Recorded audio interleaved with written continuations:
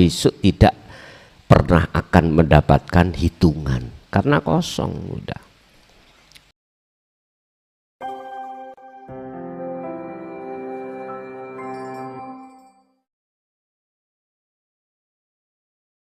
Tatkala ruhaniyah itu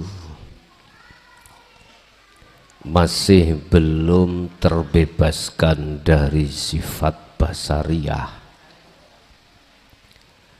maka sepanjang itu ruhaniyah tidak akan bisa menerima apa yang menjadi ketetapan Allah, baik ketetapan yang berkenaan dengan sesuatu yang menyenangkan hati, lebih-lebih ketetapan sesuatu yang menyusahkan hati.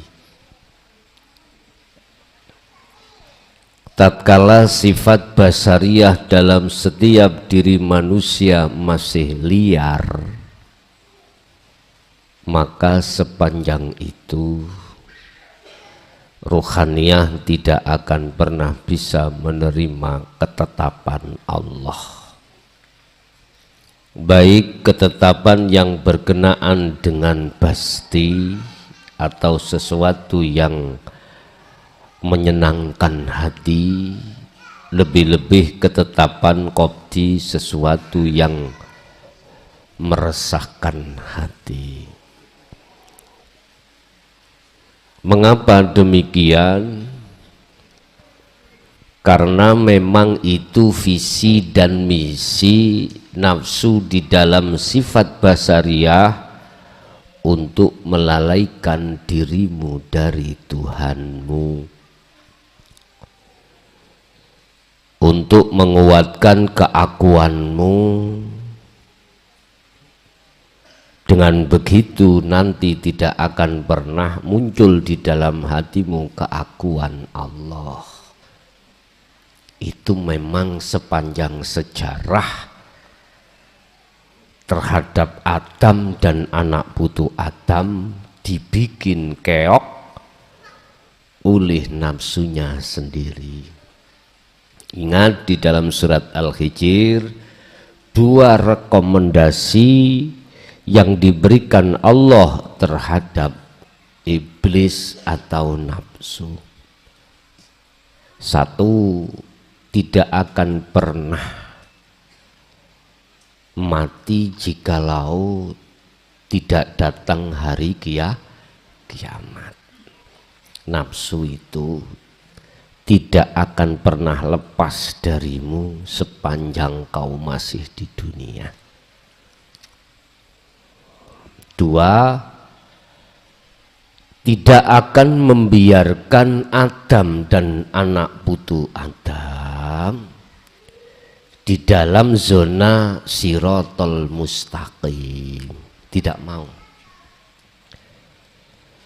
Tidak akan pernah dia melepaskan dirimu sekalipun kau itu sudah berjalan di atas jalan Allah. Enggak akan pernah. Berbagai cara yang dilakukan, ditiupkan di dalam dadamu oleh nafsu itu supaya hatimu itu lepas dari penyandaran dirimu pada Tuhanmu, biar lepas. Akhirnya ditanamkanlah lewat akal supaya ruh beriman. Apa yang menjadi tujuan imannya nafsu, yaitu beriman pada selain Allah, dirimu. Contoh, di depan kita ada satu makanan atau minuman. Gaya nafsu itu membuat bagaimana hatimu beriman, munculnya satu rasa, munculnya satu cilikno. Munculnya satu iman, rasa itu dari makhluk. Nafsu menanamkan hal itu supaya hatimu lalai kalau itu datangnya dari Allah.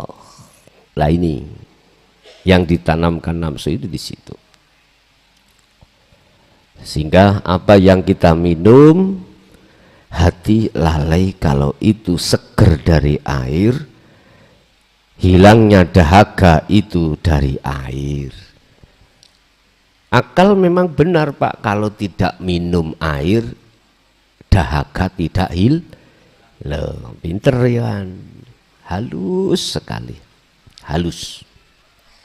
Bon.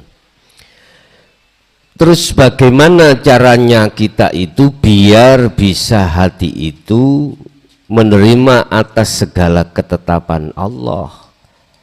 Satu-satunya jalan cuman satu, jinakkanlah sifat basariyah dalam dirimu. Cara menjinakkan, sering-seringlah hatimu itu mengasah zikir rasa. Hanya itu. Sering-seringlah hatimu berzikir sirul asrar di rasa tersebut. Dalam kondisi apapun, tatkala seorang diri manusia mengasah zikir tersebut, maka dengan sendirinya sifat basariyah dalam dirimu akan jadi jinak. Itu pasti. Pasti sebaliknya, jikalau kau membiarkan, artinya hatimu jauh dari zikir tersebut, maka otomatis sifat basariyah itu akan jadi liar dan tambah kuat. Nah itulah yang menyebabkan mengapa kita itu tidak bisa untuk menerima apa yang menjadi ketetapan Allah, padahal satu sisi secara ilmu kita sudah paham kalau semuanya itu datangnya dari Allah. Kita paham, dari sisi ilmu kita paham. Kalau datangnya qobdi maupun basti itu dari Allah. Tapi lantas mengapa ketika saat situasi kondisi dua qobdi basti itu datang, terus hati kita itu tidak bisa menerima? Sing diwane sugih sik kepingin luweh sugih. Yang dikasih pengikut 10 masih pingin dukuris di atas 10. Yang sudah dikasih pengikut ratusan pingin ribuan pengikutan. Kalau sudah sampai ribuan pingin jutaan. Nah ini loh Pak ya, tanda kalau sifat basariyah dalam diri kita itu belum jinak alias liar dan kuat. Itu pasti. Lihat yang mendapatkan qobdi, ekonomi melarat pas-pasan, hutang belum selesai, awak loro kabeh, bojo minggat, anak ditagih iuran sekolah belum bayar. Akhirnya sing cekak pikire nggak membawa uang 10.000 berangkat ke pasar beli tampar. Spekulasi. Bojo wis diencak uang, misale sudah diambil orang, minggat dari rumah, awak sakit, hutang belum lunas. Udahlah Pak, siapapun kita, tatkala sifat basariyah di dalam diri kita masih kuat, pusing-pusing, ndas iki koyok pedhot. Istilah Gus, utang kula niku wis ndukure gulu, masalah kula ndukure gulu, bahasa hatiku kok gak mesisan ndukure ndas ngene. Kelelep. Udahlah Pak, siapapun kita tidak akan bisa menerima keadaan situasi jikalau sifat basariyah itu kita masih kuat. Kita secara ilmu sudah paham mengapa belum bisa menempatkan, alasannya cuma satu, sifat basariyah masih kuat. Berkenaan dengan hal itu Bapak Ibu, monggo kita bahas makalah tentang pemberian Allah terhadap setiap diri manusia terkait masalah lapang dan sempit, basti dan qobdi. Bahasa toka kailah la yubgika ma'al qobdi. Gusti Allah nekakno, mendatangkan perkara jembar, seneng, takdir enak, awak waras, kopi teko dhewe, ya rokok ya teko dhewe, bojo limo, lah apa telu nanggung, bojo limo, sih burine masih ditari maneh, limongkas 10, cuklek ya, iya, wis aja polah-polah, temen aja polah-polah, situ gantek. Semuanya dihadapkan Allah, ekonomi juga lebih-lebih. Gusti Allah mendatangkan hal yang seperti ini kaila yubgika ma'al qobdi. Menempatkan hal ini biar hatimu tidak terus-menerus susah.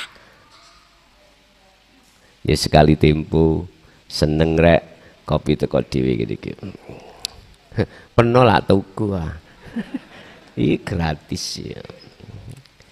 Makanya gak tahu tak entekno kula nih. Saya sendiri juga punya etika. Nanti kalau saya entekno PPU pumpung ono ngeragas saya cocotin. Ndak. Bapak Ibu, dari segi ekonomi kita pasti enak. Ingat, apa Allah suatu saat mendatangkan hal ini supaya kita tidak berlarut-larut dalam kesedihan. Bahasa syariat. Tapi kalau saya tarik dari bahasa hakikat, mengapa Allah mendatangkan qobdi, pasti terhadap hambanya, kekasihnya? Karena dipandang Allah pasti tidak akan merusak hubunganmu terhadap Allah. Iku maksudnya. Sehingga para pelaku hakikat menuju makrifat itu tidak semuanya secara fisik melarat, enggak. Tidak semuanya secara fisik selalu kekurangan, enggak. Ada yang ditaruh malah berlebihan. Karena pandangan Allah, miturut hitung-hitungan Allah, si kekasih ini tidak akan menjadikan kelebihan itu sebagai penghalang ruhaniyahnya itu kepada Allah. Tidak, justru sebagai tumpaan, sebagai media, kekasih itu berjumpa selalu terhadap Allah. Otomatis hal ini tidak terlepas dari sifat basariyah, itu jinak. Cuman satu jinaknya sifat basariyah itu. Sebesar mana volume zikirmu, hanya itu. Tatkala zikirmu semakin volumenya besar, bobote antep, maka semakin lemah sifat basariyah. Sehingga si kekasih ini tidak memandang bastinya, Bapak Ibu. Tidak memandang pastinya, kemewahannya, tidak. Tapi sibuk dia itu masuk di dalam lingkaran ongko bunder, sing bunderane iku sudah dihapus. Ongko apa? Ya iki lho, Pak. Tapi dihilangi, bunderane dihilangi. Bisa menyebut apa dirimu? Enggak bisa. Jadi lingkaran itu adalah nurullah, lingkaran itu adalah kemewahan, ketika dia memfanakan kemewahan itu, barulah itu dikatakan dia bertemu Allah. Dilangi lingkarane, cara Anda nyebut terus nyebut apa? Nggak iso nyebut, paling tidak kosong. Inilah yang golongan hamba Allah bighairi hisab secara syariat besok tidak pernah akan mendapatkan hitungan karena kosong udah. Wakobadoka kaila yadrukaka ma'al basti. Mengapa satu sisi Allah juga mendatangkan kekasihnya itu perkara kopdi, sempit, perkara sempit, iku supaya Anda itu tidak terbuai dengan kemewahan. Cara hakikate, cara syariate, jenengan iki ben gak dadi wong sing kemelinti. Tahu kemelinti ya? Takabur karena sugiye, kekayaannya takabur tekan dari jabatannya, takabur dari ilmunya. Biar nggak seperti itu. Dihadapkanlah serba kekurangan. Makan biasanya 1 hari 3 kali. Ini loh 1 hari 1 kali nggak ada, namun setugel, hanya biluk matin, hanya 1 polok. Oh bahasa Indonesia 1 polok itu 1 suapan. Yang tadinya kita gagah kuat, sekarang ngelemprek. Tahu ngelemprek ya? Oh barek ngelemprek. Loyo, wong jenenge sakit Bapak Ibu. Gule kok ya pahit, ngombe kopi kok ya rasanya semuanya pahit, gak enak. Kita dijatuhkan dalam satu situasi serba tidak enak. Mengapa Gusti Allah mendatangkan ini? Miturut hitung-hitungan Allah secara hakikat, kekasihku iki kalau saya datangkan detik iki perkara pasti enak, takabur dia lalai. Itu perhitungan Allah. Lah, siapapun kita tatkala sifat basariyah itu masih kuat dan liar, nggak bisa, Pak. Mesti sumpek. Nggih mboten? Sawumpek ae mentakoki lah kanca-kanca sing utangi durung lunas-lunas. Bendino tiap hari didatangi penagih-penagih. Wis. Nggak sempat buka rumah, Pak. Pintu ditutup terus, ditulisi maaf dia pergi. Nah, padahal ini jero. Nanti penagih datang melihat, loh pergi. Allah, hadapi aja. Hadapi. Apa persoalan itu? Hadapi. Urusan nanti kita dicaci maki, guys konsekuensi kita. Udah. Tapi nggak bisa Pak kita ngadapi kalau sifat basariyah ini masih kuat, susah. Paling kita mau melarikan diri dari tanggung jawab. Bapak Ibu, artinya hati kita akan selalu sumpek Pak. Akhirnya kalau itu kita biarkan merambat. Mana sih letaknya Allah itu adil? Saya sholat sudah iya, nggak pernah putus. Semuanya dzikir ya sudah saya penuhi. Mana? Katanya janji Allah, wa may yattaqillaha yaj'al lahu makhrajan wa yarzuqhu min haitsu la yahtasib. Mana janji Allah kalau bertakwa itu semuanya dicukupi. Kita akan suudzon pada Allah, padahal kita dihadapkan waktu-waktu masa yang sulit. Itu maksud Allah, waktu itu manakala dihadapkan waktu jembar, kita akan takabur dengan kejembaran itu. Biar kita tidak berlarut-larut dalam kesedihan, kuncinya cuma satu, jinakkanlah, lemahkanlah sifat basariyah terhadap diri kita. Pun, iku kuncine. Wa akhrajaka anhu makaila takuna li syai'in dunahu. Kita kadang-kadang dihadapkan, dikeluarkan dari zona mewah menjadi tercukupan. Sak cukupe. Cara makan kita kuatnya 1 piring, 1 piring. Wakhruj anhuma, kita dikeluarkan dari 2 hal. Yo gak sugih, yo gak melarat. Apa jenenge, Pak?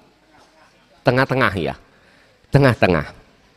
Mengapa demikian Allah meletakkan kita pada situasi yang seperti ini? Supaya kita tidak bersandar.